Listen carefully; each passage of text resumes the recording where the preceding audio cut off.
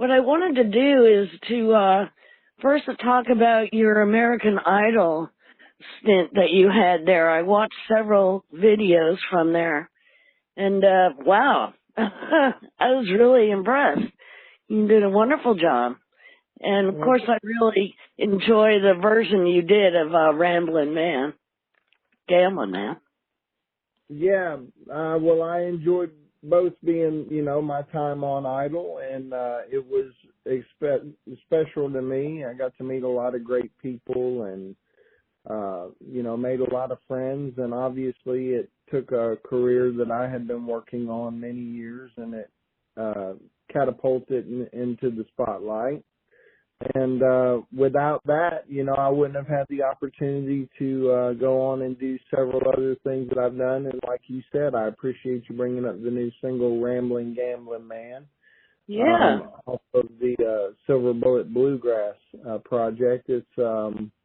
It's really cool because I got to work on a project there on the Silver Bullet Bluegrass that just had several other artists. This isn't my particular CD. This is a compilation CD. So Okay, right. it's a lot of fun. Well, that's great. I mean, it's a wonderful recording. And did you have any challenges with it in the studio, getting this to sound right, or did you get it right off? Well, that's one of the things, Becky. Whenever you're recording it, you never know how things are going to turn out. You always have some either hiccups in the machines, cogs, the little gremlins that run around. But this ran pretty smooth when we did the project. First of all, Randall Deaton is the one who started this project, and him and Lonesome Day Records put together something that I feel like is really special. And so it truly is. Without Randall Deaton, without Lonesome Day Records, this wouldn't have happened. And also without this really incredible lineup of talent, I've got two of my longtime friends on this CD, Shauna Tucker, who did Hollywood Nights, and then my good friend, Mr. Gary Nichols, who did Turn the Page. And I'm really excited for them, to get to be on this lineup with them. But there's so many great artists on this project, Carson Peters, Tim Shelton, Keith Garrett, Jeff Parker, Ward Hayden, Joshua Schilling, Tim Stanford's on there with us, Robert Hale, Bill Taylor, Larry Cordell. So you've got a wealth of people that are on there that making some good music, and for a lot of us, it's out of our genre to be making this kind of music. For me particularly, rock and roll is my genre. So when they asked me to be a part of this, I was excited to reach out into something new, Well, that's great. And, we're sort of fly under the radar genre of music, but, we're making inroads all the time. And I think one of the beauties of this music is that artists like you from a completely different genre and life story can come in and feel comfortable enough to do such a great job. And playing with your heroes certainly doesn't hurt at all.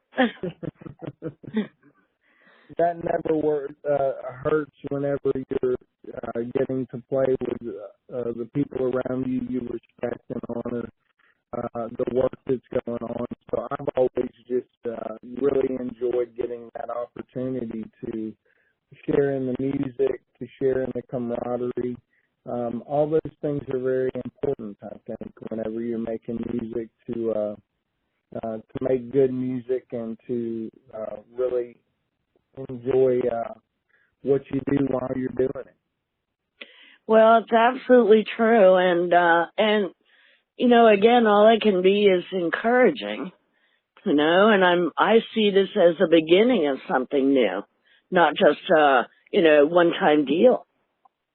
Well, I wish we could take this out on the road and perform it because it's such a special project. I really want to share it with the world. So for I'm me, not. it would be great to team up with a couple of my pals and take it out and do some playing of these tunes live to give people around the world the chance to hear them. Well, I think it's a wonderful idea, and to get, your name and talent out there as well. Let me just put this little bug in your ear. Next September, our annual Bluegrass Music Conference, which includes showcases of new acts, as well as award show, is happening in Chattanooga next year. I believe it's October. But, maybe between now and then, the spirits could work together and maybe you all could get a showcase spot. Well, you never know. Something like that would be absolutely a blast to get to go and perform with my friends again. It's been so long since, Gary and I did a show together last year, but it's been a long time since I saw my friend Shauna, and it would be nice to get to go do something. So thank you for dropping the line on that. I'll talk to my management and agent about that and see, get them to reach out. Up there in Chattanooga, huh?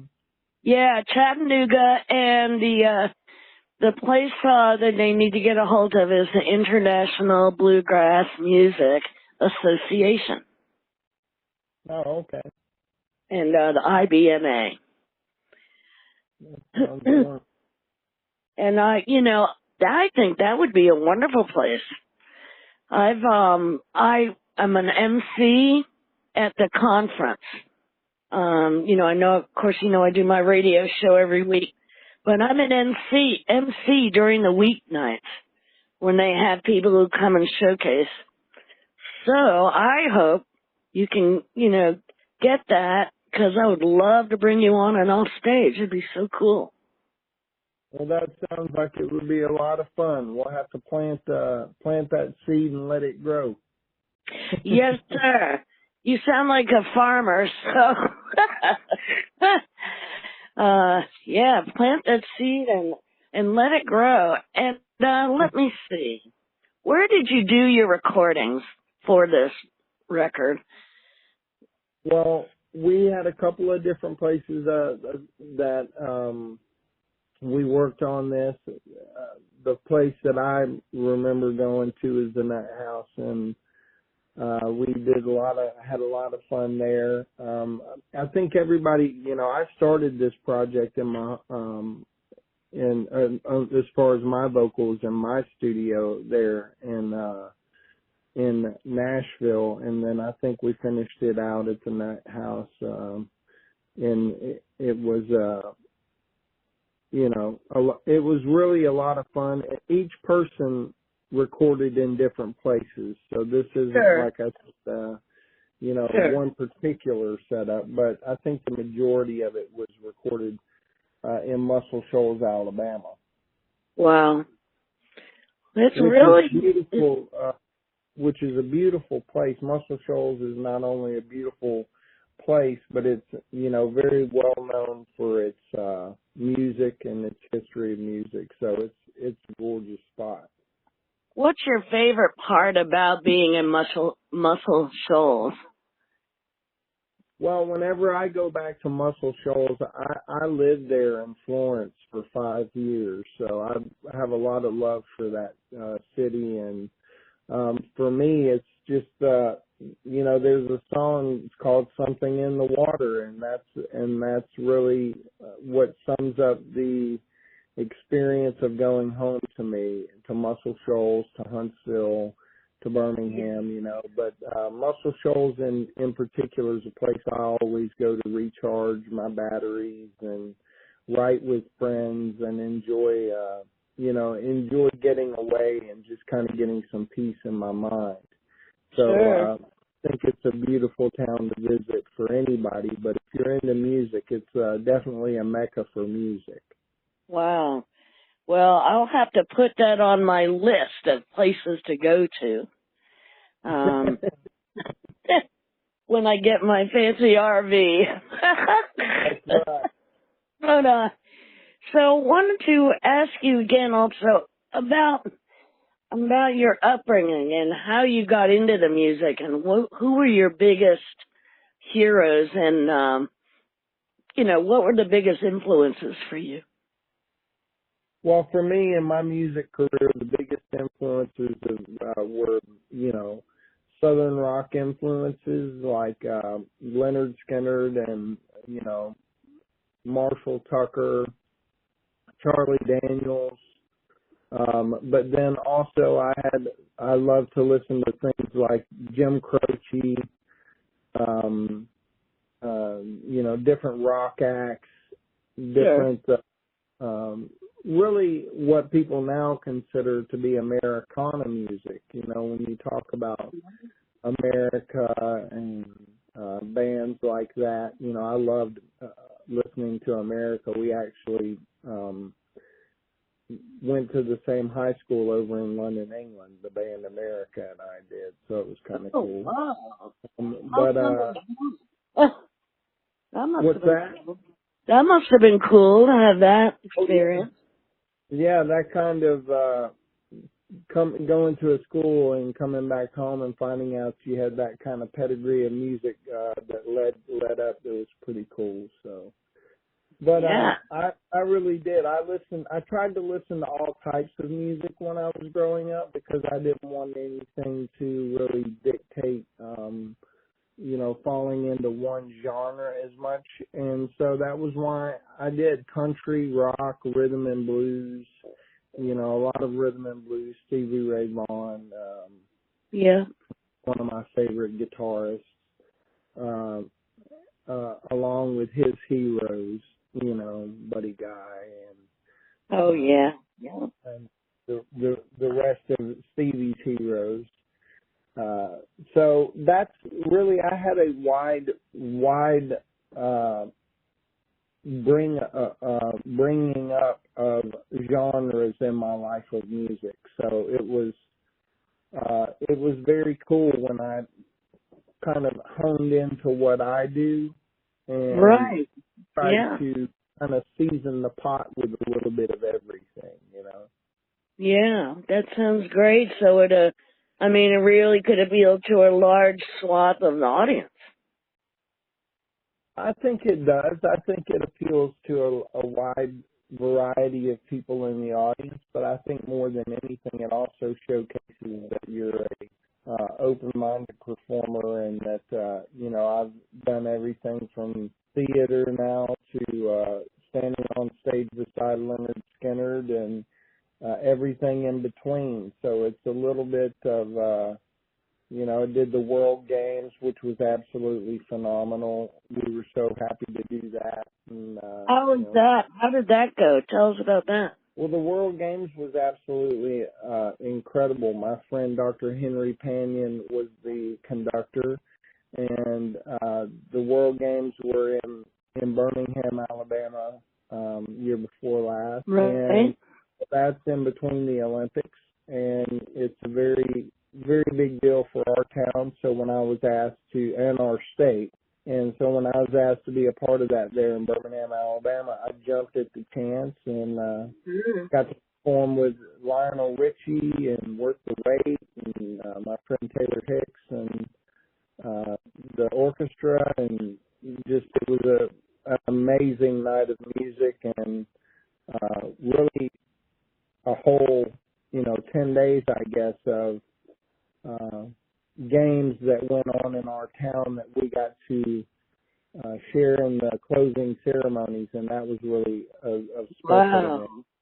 I bet. That sounds like a wonderful memory for sure. Could you tell us what are your future plans, do you think? What's aside from you getting to IBMA, Right.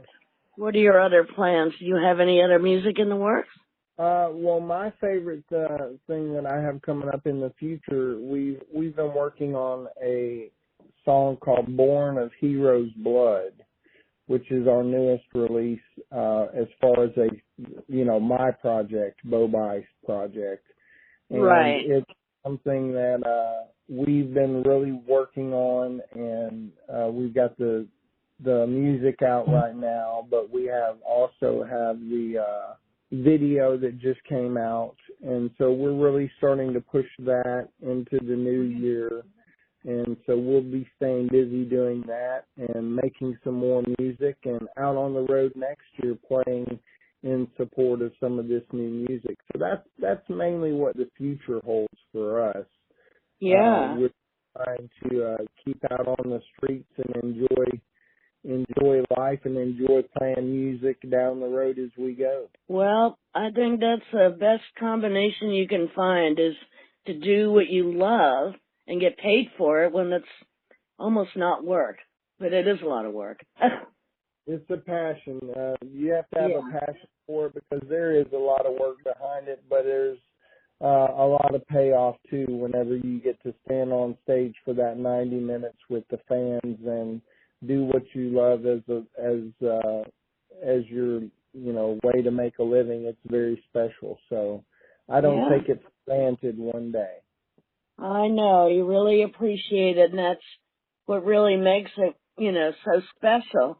I was wondering, could you please give us your website and, Sure. information they can get to get a hold of you and to get your music? Well, the easiest way to find me is on bobice.com. And Okay. they can also follow me on all the usual suspects, the Twitter, or excuse me, now it's called X, Okay. and Facebook and Instagram, so that I'm on all of those platforms.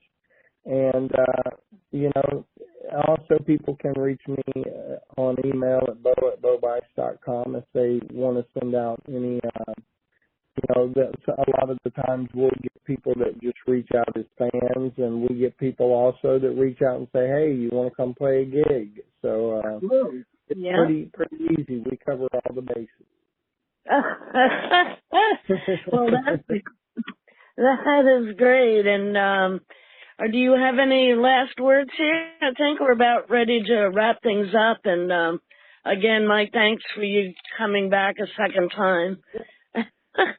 Well, Becky, I appreciate your time. I thank you for setting this back up, and please thank your husband for letting us use his phone.